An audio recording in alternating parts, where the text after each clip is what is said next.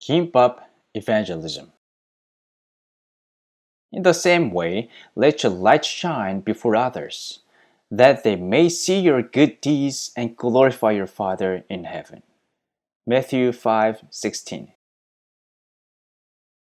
During the summer vacation, my second son worked as an English instructor at a language institute.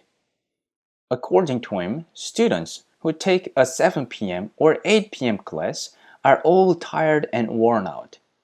So he tried as hard as he could to teach them in the most fun and interesting way possible. In his class, there was a swimming instructor. She was single and in her 30s. My son said she looked especially hungry all the time.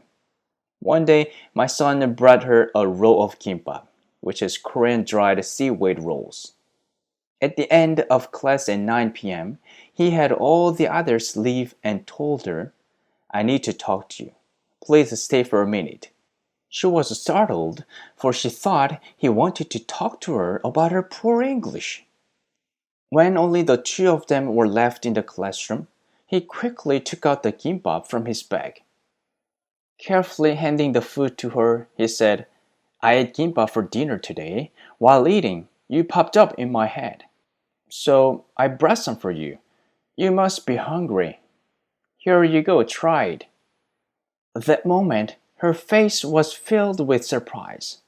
Politely taking the kimbap with both hands, she didn't know what to do as she felt overwhelmingly thankful. My son often bought some bread or other snacks for her and the other students. He also made sandwiches himself at home several times.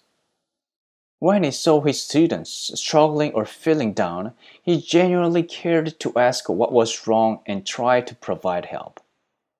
Most of the students who had formed a good relationship with my son asked him why he was a believer of God.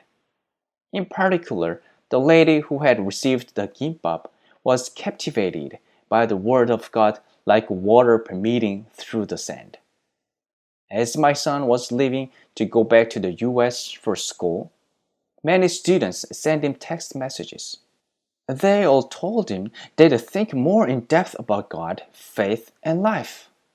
He said, "I just like people, so I tell them about God whom I like the most.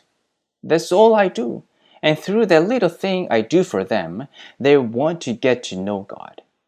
People must be moved by the smallest act of kindness. It's just amazing. That's how my second son is always able to be happy. It is because the true love of God enables him to love others.